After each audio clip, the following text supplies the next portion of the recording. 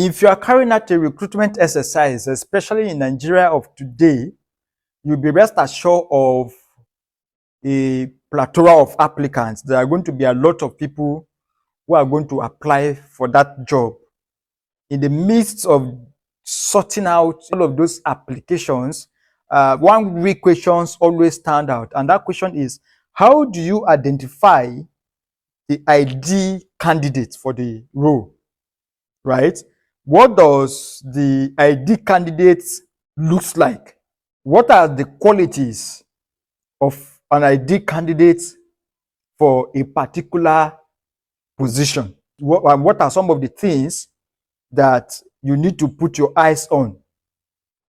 Number one is personal traits. Personal traits speaks to the personality of the person. And this is very, very important because persons are at their job is not different from who they are at home. Why it looks very reasonable to say, okay, let's separate the social life of people from their work life or their career life, it's unfortunate that we cannot. If someone is a drunkard, there is no way you are going to distinguish between that person's personal life, which involves being a drunkard, and the person's efficiency on the job. Because if the person doesn't take alcohol before coming to the job, while on the job, the person is thinking of the next bottles that he's going to take. And if the taste is there, dedication to work, attention to details will be affected. So it is very, very difficult to separate people's personal life from their career or from their work life. So you want to look at their personal traits.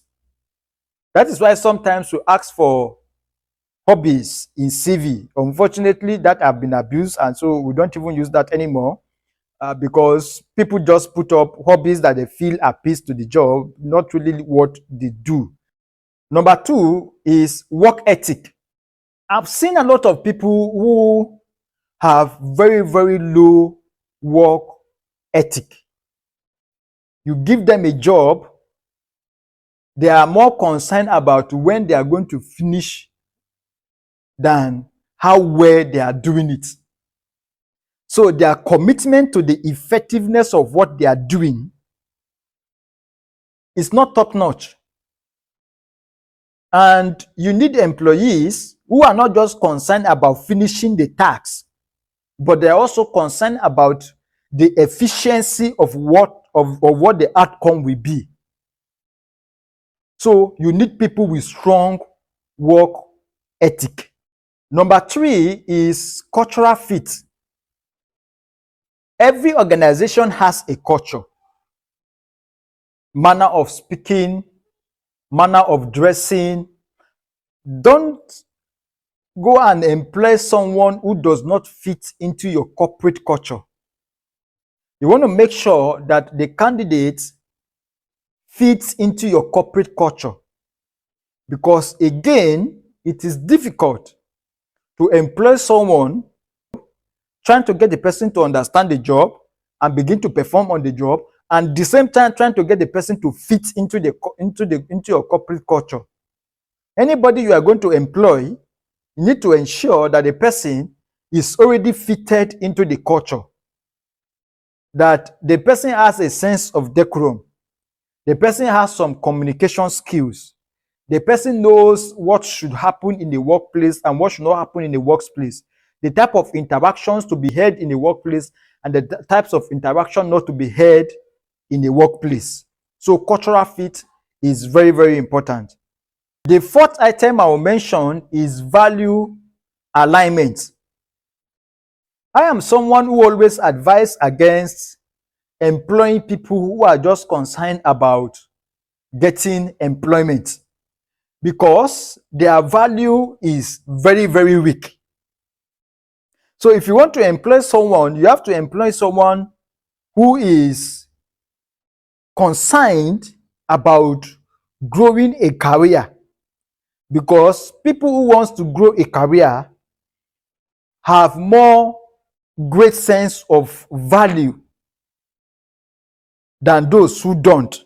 Those who don't just want any job, they just want to quickly get any job and get a means of livelihood. Those who want to build a career are not particularly concerned about getting any job. They are very, very particular about the kind of job they need and the kind of value that they want to deliver on the job. So you want to make sure also that anybody you are employing is somebody who has the capacity to deliver certain value, and that the value the person is able to deliver aligns with your goal or your business objectives.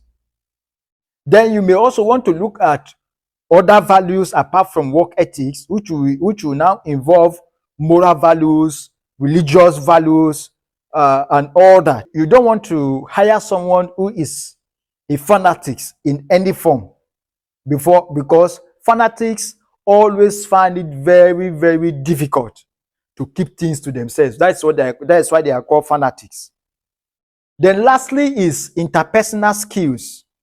Interpersonal skills is the ability of the person to relate with other people freely. Every person you are going to bring on your team has the opportunity to contribute to the cohesion of the team. When reverse becomes the case, it is detrimental to you as a person, as the entrepreneur. It is also detrimental to the objectives of the organization.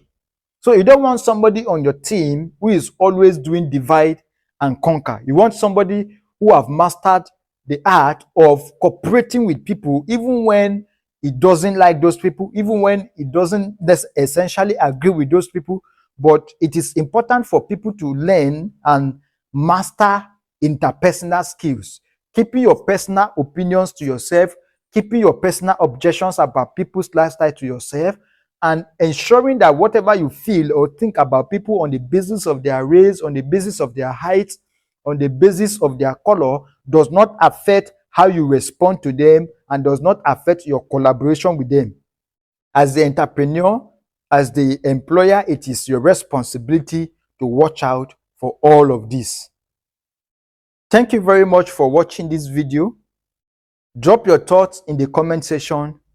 Don't forget to like, share, and subscribe to our channel.